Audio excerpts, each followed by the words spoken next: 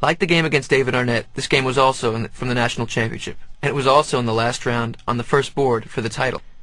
In this position I was playing against Tal Shaked. We were both 13 years old. It was the National Elementary Championship played in Arizona. Take a look at the position.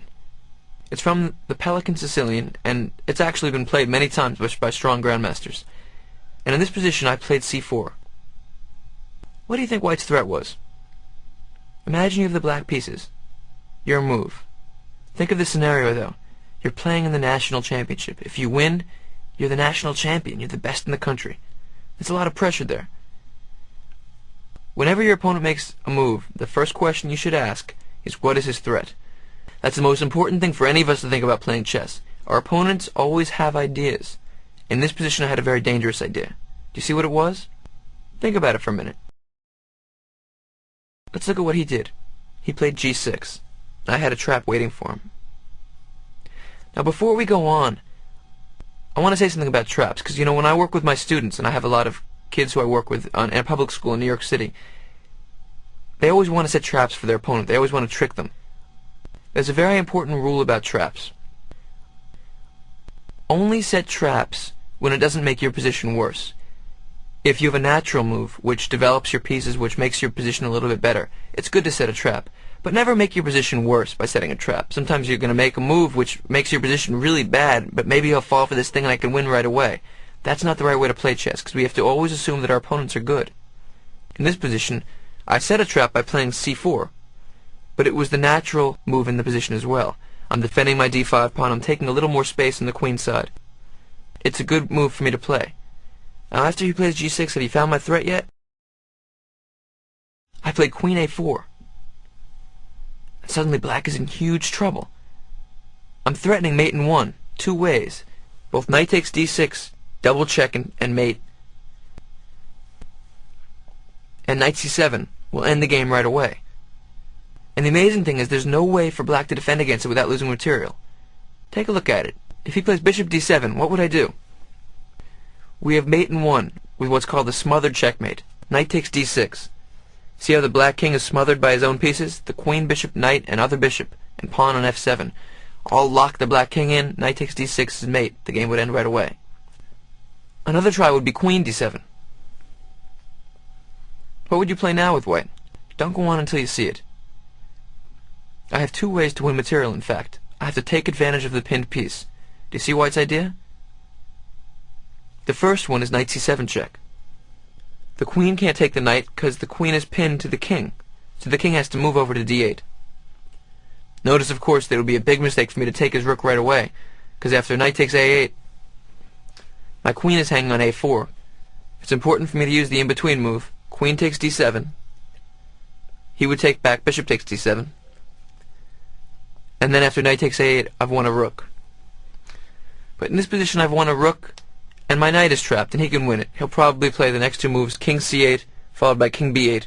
There's no way for my knight to get out. I've won a knight for a rook, which is really good, but I have better. What's my best move? When you have a good move, take a minute. Look for a better move. You always want to play the best move in chess. I could win a rook for a knight, but I can do better. I should play knight takes d6 check. Again, the queen can't take it because of the pin to the king. The king has to move over. And then I can play another move, knight takes f7.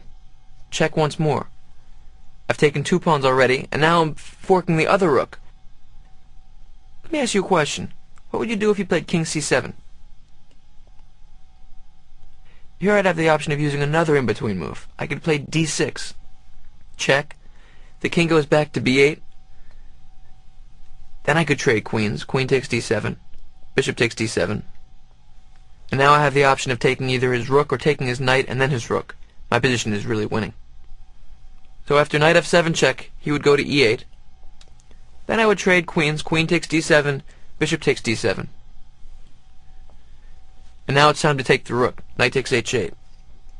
Now black can still trap my knight, but after bishop g7, what does white do? If you're going to lose a piece, try to get whatever you can for it. Here I can get one last pawn. Knight takes g6. And after he takes back, I've got a rook and three pawns for a knight. That's a big advantage. Notice the difference here. If we return to the position after queen d7, I had two options, both were very good. Knight c7 check and knight takes d6 check. You probably would see knight c7 check first, but if we play the best move, we get 3 pawns more. Take a moment whenever you see a good move. Find the best move. My opponent didn't play this, though. After queen a4, he tried to get the king out of the way fast, with bishop g7. Now, when you're very, very close to a dream, to winning the national championship, it's very easy to get emotional, to get excited, and to stop making good decisions. At this part of the game, I knew I was winning, but I also knew that I had to play all the best moves, because Tal is a very, very good player, and if I give him a chance, he'll definitely take advantage of it. First of all, I took his rook. Knight c7 check. King f8. Knight takes a8. I'm threatening the a7 pawn with my queen, so he played a6. This responded to my threat, but also, his only idea would be to trap my knight on a8. If he can get the knight, maybe he has some chance. And now I did everything I could to stop it, to get my knight out of the corner. When your opponent is losing, they're scared. They've got to put everything they've got into trying to save the game, so you have to be just as intense. I played queen b3, getting ready to bring my knight back to b6. Notice the difference. If I had played bishop e3, which also covers the b6 square, he would have the discovered attack bishop d7, attacking my queen, and his next move will be queen takes knight. Queen b3 was the most accurate. Now bishop d7 doesn't attack anything, so I can just bring the knight back, knight b6. Also, of course, I would have the option of queen takes b7, taking another pawn, and defending my knight as well. After queen b3, he played b5, trying to keep the knight in there. What would you do now with white? Now I played bishop e3, covering the b6 square. He played knight f5. I played knight b6. I'm still calculating things. My point now is if he plays knight takes bishop, I can just place queen takes e3, and I'm still defending my knight on b6. I'm up a whole rook. The battle now is to try to get the knight out of the corner. He played bishop b7. I was threatening to take it. I played c takes b5, a takes b5, and here finally I cleared the path for the knight to come all the way home. Bishop takes b5. Whenever I want to, I can bring my knight back to either c4 or a4. Everything is safe. I'm up a whole rook, and he resigned, and I won the national championship. So you see, my opponent's big mistake in this game was after I played a move, he didn't take a moment and think, what is his threat? What is his next move? Let's go back for 1 second and try to see what black should have played. Let's put ourselves in my opponent's place. White just played c4. So you ask yourself, what is my opponent's threat? Queen a4. How can I stop that threat? What would you play with black now? Some of you may think the best thing to do is to chase the knight away, but this would be a huge mistake because it doesn't do the trick. After a6, the trap is still there. White can simply play queen a4, and white is winning once again. You can't even take the knight. A takes b5, because the pawn was pinned to the rook. After queen takes a8, I've won an exchange, a rook for a knight. So a6 doesn't stop it. Sometimes, when we're looking at this kind of position, we have to visualize 2 moves ahead. Here, the key weakness for him is the d6 square, and what he has to do is he has to move his knight on e7. He should play knight g6, or knight f5. Let's look at knight g6. Now the d6 pawn is defended, so what's the difference? After queen a4, do you see what black can play? Now he can play bishop d7.